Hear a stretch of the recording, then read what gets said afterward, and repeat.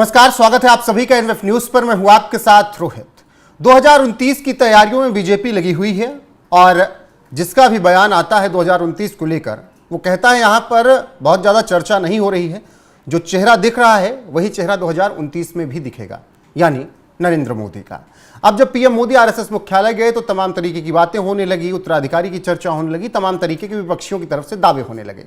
ऐसे में 2029 में बीजेपी जीती तो क्या होगा, संघ की रणनीति क्या होगी, इसी पर विस्तार से चर्चा करने के लिए मेरे साथ वरिष्ठ पत्रकार पंकज प्रसून हैं। पंकज जी, 2029 में भी पोस्टर बॉय नरेंद्र मोदी हुए होंगे? नहीं, नरेंद्र मोदी क्या करेंगे वो सिर्फ नरेंद्र मोदी जानते हैं और वही कहते भी।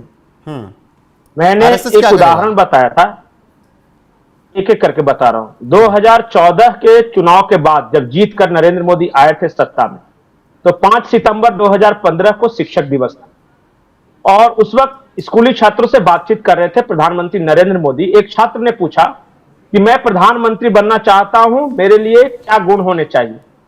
प्रधानमंत्री मोदी ने जवाब दिया था कि 2029 तक वैकेंसी नहीं है। उस वक्त सबने हंस दिया, मजाक किया। 2014 में आदमी बोल रहा है कि 2029 तक वैकेंसी नहीं। ठीक, इसका मतलब कि दो बात उस वक्त कहा गया कि क्या कॉन्फिडेंस है। 2014 में ही जीते हैं, 2019 और 2024 का जीतने का कॉन्फिडेंस है और जीत भी गए जी। लेकिन उसी दिन एक चीज और गौर करनी थी कि प्रधानमंत्री मोदी ने यह क्यों कहा कि 2029 तक वैकेंसी नहीं है। वो तो चाहते तो 32, 33, 34 कुछ भी बोल सकते थे। इसका मतलब 2014 में ही मोदी जी ने डिसाइड कर लिया था कि 2029 तक प्रधानमंत्री रहेंगे। ठीक है, ये तो मोदी जी ने ही कहा। अब मैं और कुछ बयान बताता हूं बीजेपी संघ से जुड़े लोगों के, उससे आपको कुछ कुछ अंदाजा हो जाएगा कि कब रिटायरमेंट लेने वाले हैं। प्रधानमंत्री जी ने एक इंटरव्यू में कहा था, एक बार पत्रकार अर्नब गोस्वामी ने कहा था कि अगर आप राजनीति में नहीं रहेंगे तो क्या करेंगे। गंगा सफाई वगैरह के बारे में उस वक्त चर्चा हो रही थी। उसी वक्त प्रधानमंत्री नरेंद्र मोदी ने यह कहा था कि 2029 के बाद मैं प्रधानमंत्री रहूं चाहे नहीं रहूं, लेकिन मैं सामाजिक कार्य करता रहूंगा। ये 2015 के बाद यानी 2017 में भी प्रधानमंत्री ने यह कहा। मतलब प्रधानमंत्री मोदी के सारे बयान घूम फिर कर 2029 तक आके डॉट रुक जा रहे हैं। इसीलिए अब चर्चा चल रही है 2029 तक तो मोदी जी रहेंगे, कोई डाउट नहीं इसमें। 2029 का चुनाव भी मोदी जी के चेहरे पर ही लड़ा जाएगा, इसमें भी कोई डाउट नहीं है। लेकिन चुनाव के बाद कौन होगा, इस बात को लेकर अभी से तैयारियां चल रही हैं।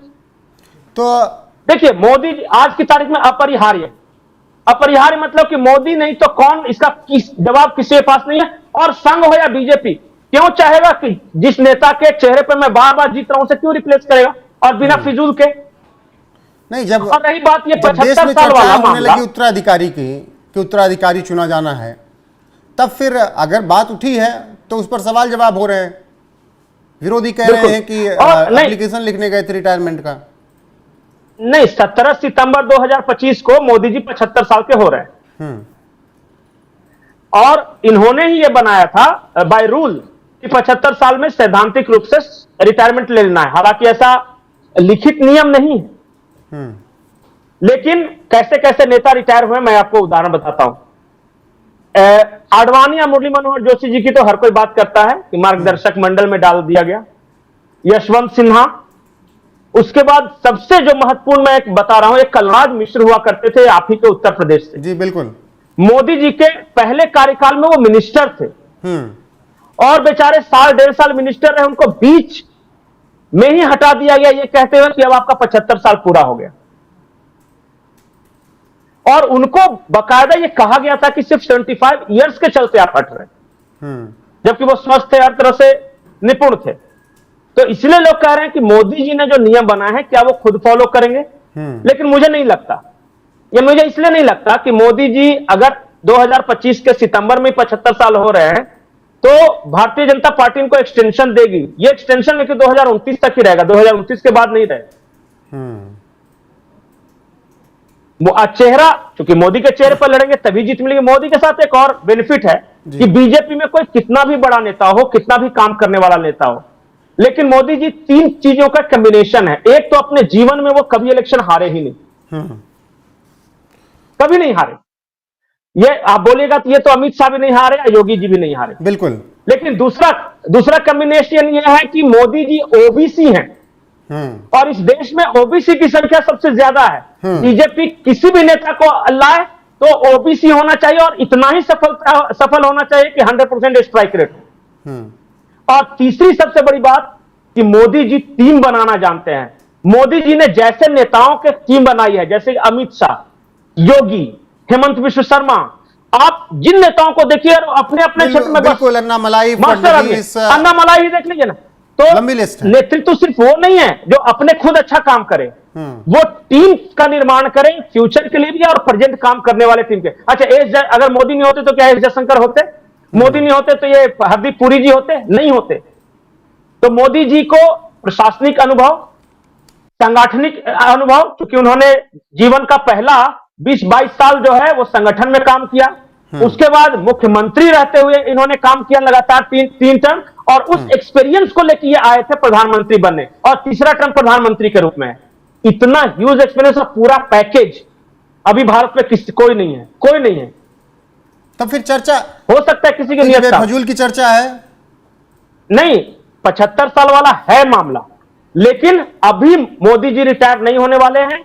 वहां एक बात है कि मोदी जी का कार्यकाल जब 2 साल हो जाएगा तो अगले 3 साल में किसी ऐसे नेता को तैयार किया जाएगा, पूरा संघ और संगठन मिलकर, जो कि 29 के बाद जिसकी एक्सेप्टेंस भी हो और वो चला भी सके देश को। और सबसे महत्वपूर्ण बात, मैं एक और उदाहरण बताता हूं।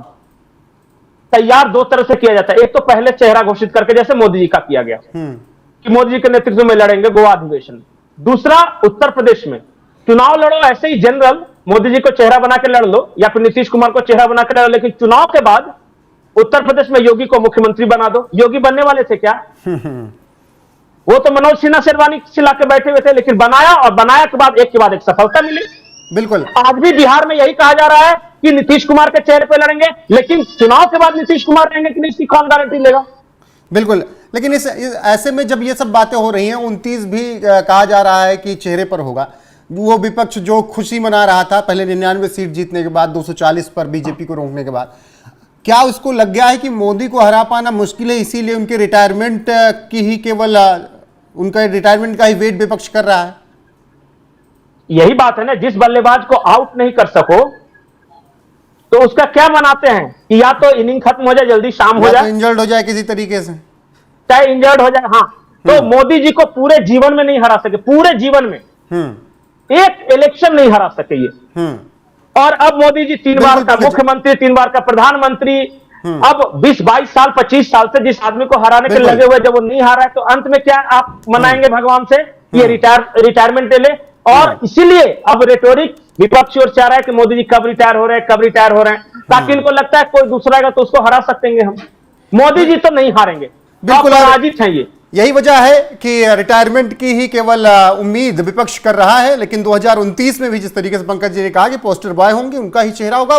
चुनाव के बाद क्या डिसाइड किया जाता है ये तभी तय होगा। जी पंकज जी, आखिरी लाइन में बोल रहा हूं, क्रिकेटर 2 तरह के होते हैं, एक गवास्कर की तरह जो फुल फॉर्म में रहते हुए रिटायरमेंट ले लेते हैं, और दूसरे कपिल देव की तरह जिसमें लोग मनाते रहते हैं कि कब इसका 432 विकेट पूरा हुआ कि रिटायर होगा। बिल्कुल, मोदी जी पहले वाले। वही हाल विपक्ष का है। 99 सीट जीतकर खुशी मनाने वाला विपक्ष अब सोच रहा है मोदी जी रिटायर हो जाएं, हरा पाना मुश्किल लगता है उन्हें। बाकी आपकी राय क्या है, 29 में क्या कुछ होना चाहिए, कमेंट में जरूर बताइएगा। बने रहेगा हमारे साथ, वीडियो को शेयर कीजिएगा, लाइक कीजिएगा, चैनल को सब्सक्राइब कर लीजिएगा। नमस्कार।